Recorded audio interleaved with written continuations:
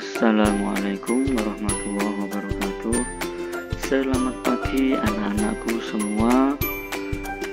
Semoga pada pagi hari ini kalian dalam keadaan yang sehat-sehat walafiat serta tetap semangat meskipun masih belajar dari rumah.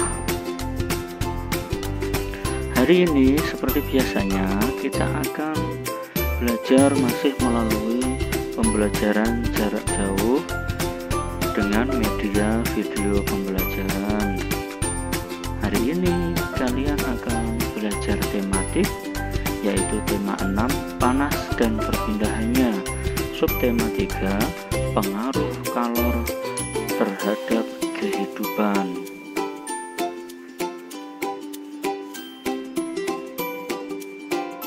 Halo kids, halo anak-anak. Semoga kalian semua masih tetap sehat dan semangat untuk tetap belajar dari rumah. Seperti biasanya, muatan pelajaran yang pertama kalian pelajari yaitu PPKM mengenai peran, hak, dan kewajiban. Dalam suatu tempat ada berbagai macam kegiatan masyarakat yang dilakukan menurut perannya masing-masing. Dari peran tersebut ada hak dan kewajiban yang mesti diperoleh. Nah, berikut adalah beberapa contoh kegiatan perekonomian masyarakat pada suatu tempat. Tempat di sini adalah yaitu di pasar. Yang pertama yaitu pedagang. Pedagang mempunyai peran menjual dagangan dan mempunyai hak mendapatkan keuntungan, tetapi harus menunaikan kewajiban, yaitu berupa membayar pajak atau retribusi. Berikutnya adalah pembeli.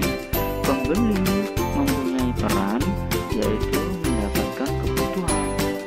Kemudian haknya adalah menawar harga, artinya pembeli boleh menawar harga, atau di dalam bahasa kita, bahasa Jawa, yaitu menyang rego atau menawar harga.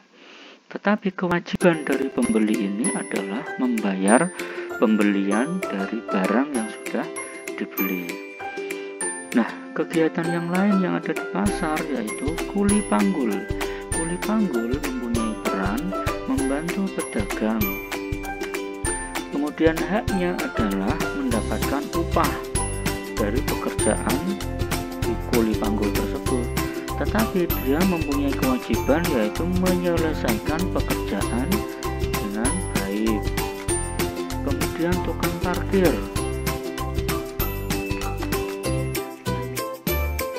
Tukang parkir itu mempunyai peran menjaga tempat parkir. Kemudian haknya mendapatkan upah.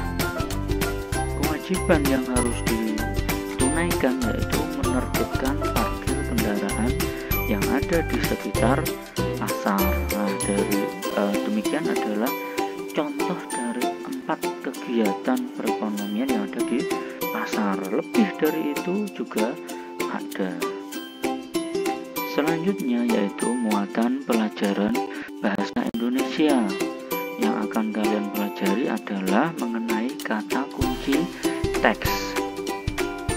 Nah, pada kata kunci teks ini, kata kunci adalah berbagai kata yang digunakan dalam teks penjelasan yang mengarah pada struktur isi, ciri bahasa, dan pola pengembangan paragraf. Dari beberapa kata kunci tersebut dapat dikembangkan menjadi beberapa kalimat dan paragraf. Nah, artinya di sini kata kunci itu bisa membantu kita untuk mendapatkan garis besar mengenai kesimpulan dari suatu teks atau paragraf. Contoh di sini adalah bahan konduktor dan isolator. Dari paragraf 3 paragraf yang ada pada bacaan ini, maka dapat kita ambil beberapa kata kunci.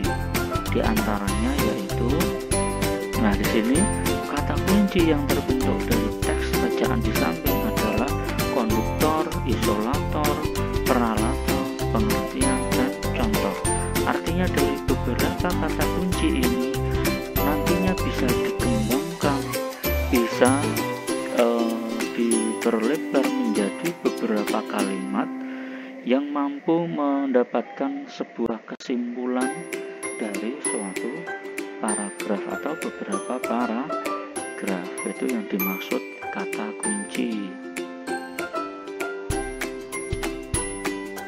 Selanjutnya yaitu muatan pelajaran IPA mengenai isolator dan konduktor. Apa itu isolator dan konduktor? Nah, konduktor adalah bahan-bahan yang baik untuk mengantarkan perpindahan panas. Contohnya adalah besi, baja, aluminium, seng. Artinya di sini itu baik untuk mengantarkan perpindahan panas, artinya yang mampu mengantarkan perpindahan panas atau menjadi media perpindahan panas berupa berbagai macam logam. Nah, di sini contohnya adalah beberapa perkakas peralatan masak yang ada di atas kompor. Biasanya dia memerlukan bahan dari logam, sebab dari logam itu merupakan konduktor, mengantarkan panas dengan baik. Nah, kemudian apa itu isolator?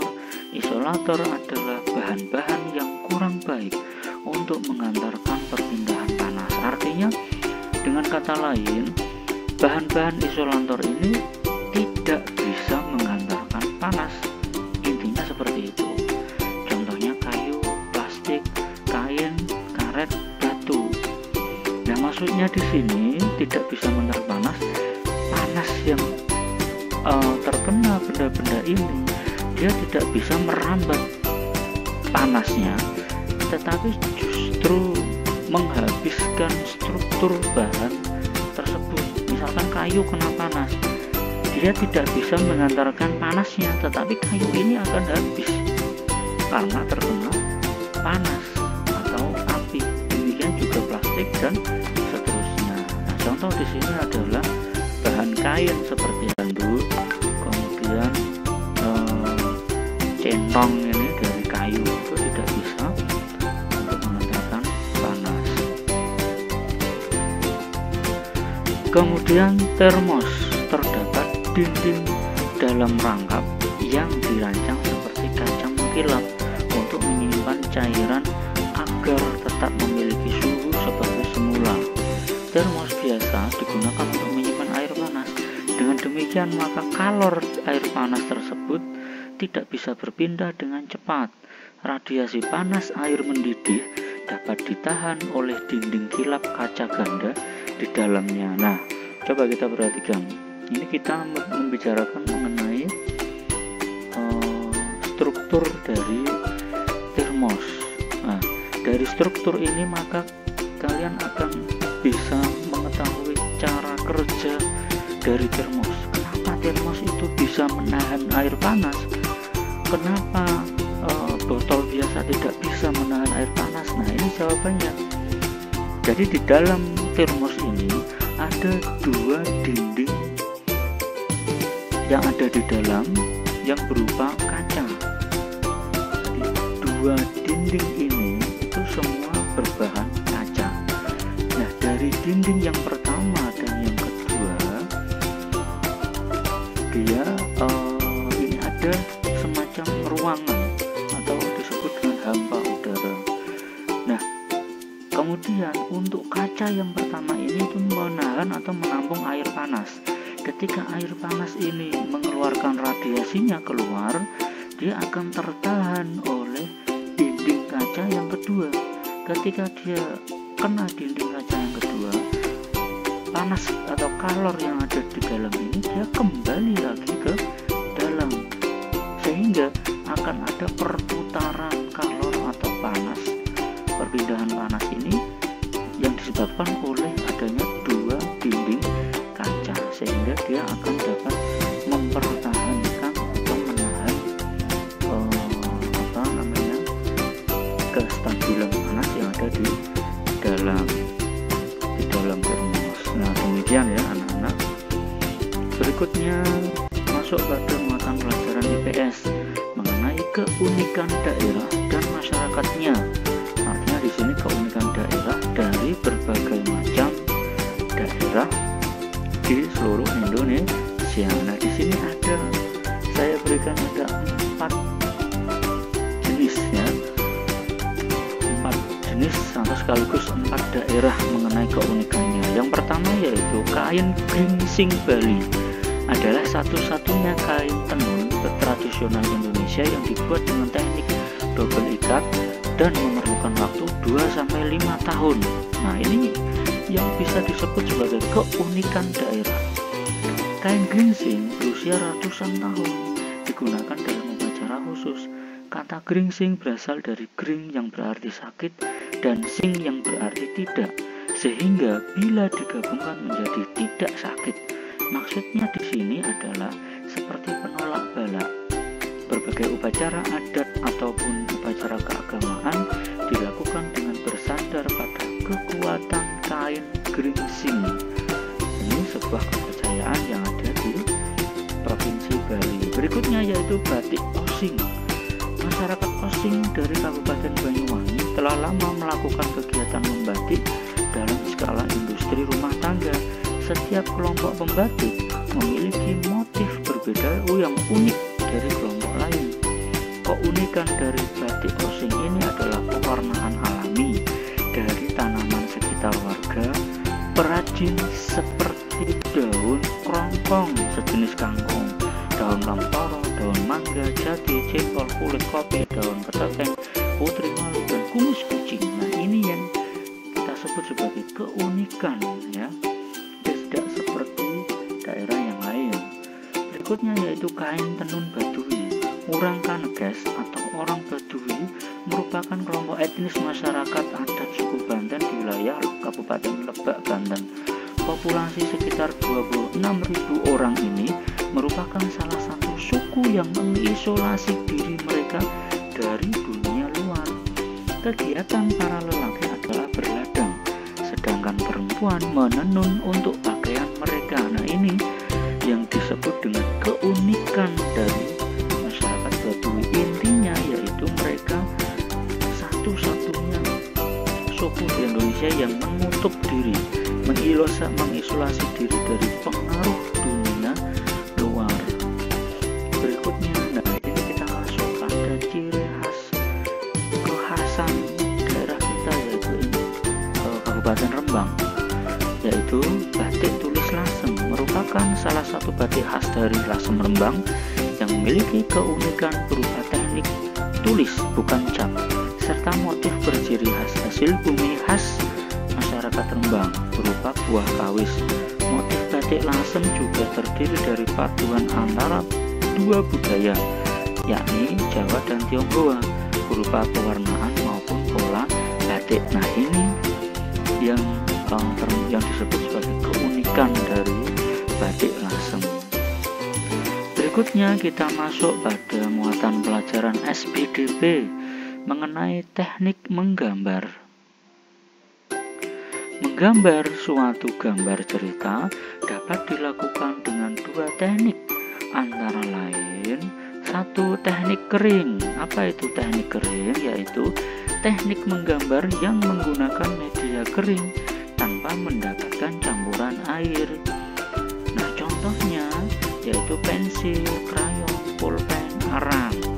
Nah, di sini contoh gambarnya yang pertama adalah contoh foto dari teknik kering, media teknik kering yang berupa krayon. Sedangkan samping kanan ini adalah hasil dari lukisan atau gambar yang menggunakan media teknik kering yaitu krayon.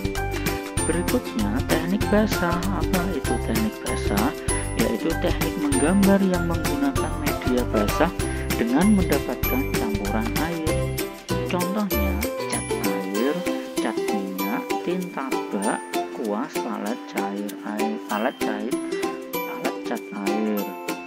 Nah, ini adalah contoh media teknik basah, yaitu berupa cat air beserta dengan kuasnya, beserta dengan wadahnya atau paletnya.